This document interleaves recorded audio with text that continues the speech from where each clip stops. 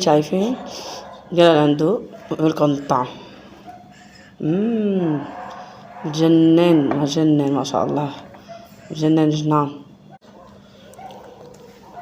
شو الغدا اليوم؟ كبة لبنية، مجنن ما شاء الله. هيك جعل بالي اليوم بذكركم بغدا تكونوا محتارين، وصحن برغل بياخد العل. عادة أنا باكل كبة اللبنية لحال أو مع رز، بس هيك اشتهيت. يلا ندوق مع بعض. شوفوا لي على هاللبنية ومع البرغل اللي بياخدوا العل. شوفوا لي ما شاء الله.